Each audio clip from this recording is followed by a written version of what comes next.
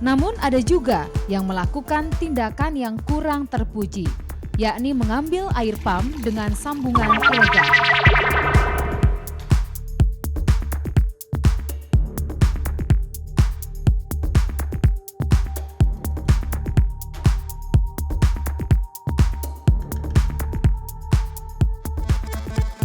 Air, sumber daya alam yang satu ini tidak bisa dipisahkan dari kehidupan manusia.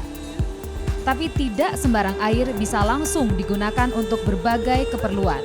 Orang membutuhkan air bersih untuk memasak, mencuci, dan minum. Bahkan mandi pun akan lebih nyaman dilakukan dengan menggunakan air bersih. Kekeringan yang melanda hampir seluruh wilayah Indonesia membuat masyarakat kesulitan memperoleh air bersih. Alhasil, berbagai upaya dilakukan untuk orang memperoleh air bersih. Ada yang menggali sumur mereka lebih dalam, membeli dari tukang air keliling, atau ikut mengantri saat pembagian air bersih dari PDAM.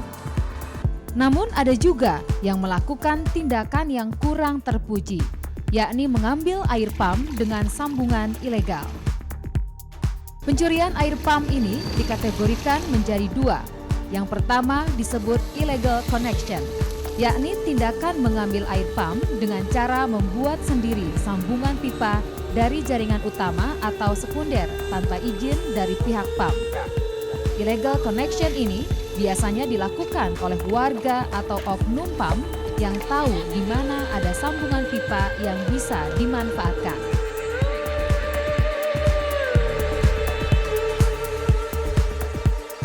Tim liputan Jelang Siang menemui Joni, sebut saja begitu, yang biasa mengambil air bersih dari pipa sambungan yang telah ditutup oleh pihak PAM.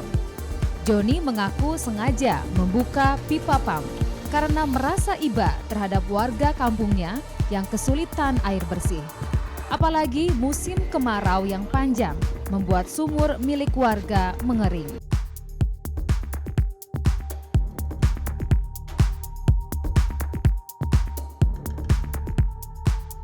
Saya buka keran itu karena air itu kering, warga-warga pada kering. Jadi saya terpaksa karena ini bulan puasa, saya membukakan keran untuk masak.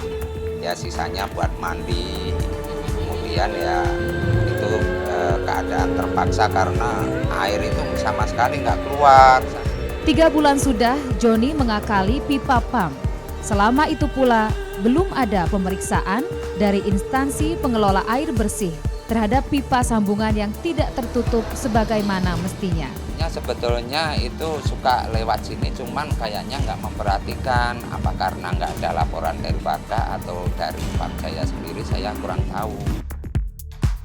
Lain Joni, lain pula Ida, sebut saja begitu.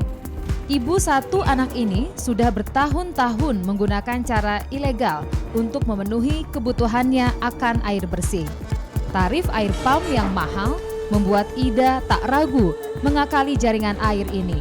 Dengan bantuan seseorang, Ida mengutak-ngatik meteran air di rumahnya supaya berjalan lebih lambat daripada seharusnya.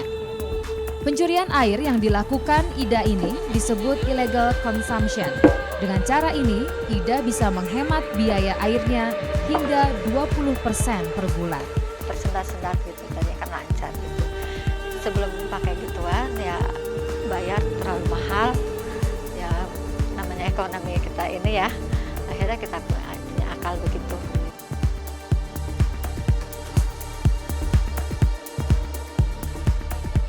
Illegal consumption biasanya juga dilakukan dengan cara-cara lain, seperti menyiram meteran air dengan air panas atau menambah sambungan pipa ilegal sebelum meteran air.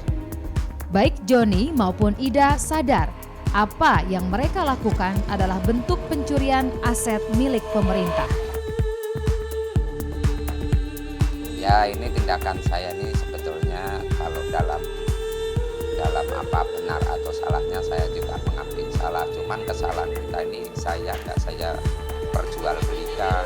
Jadi itu benar-benar saya sendiri juga bukan warga di situ, bukan RT di situ. Cuman saya ngelihat orang-orang itu nggak dapat air. Jadi saya itu karena apa, saya melihat anak-anak kecil banyak, dia mau masak nggak ada, saya sendiri mau saya mintain, saya sendiri juga air beli. Jadi saya juga nggak bisa, ya satu-satunya jalan ya saya hanya bisa membukakan itu karena ngelihat air itu ngocor terus gitu. Apapun alasannya, tindakan pencurian air PAM tidak selayaknya dilakukan. Karena pada akhirnya, masyarakat juga yang akan menerima kerugian, seperti distribusi air yang terhambat. Lalu bagaimana tindakan pihak pengelola PAM terhadap pencurian ini?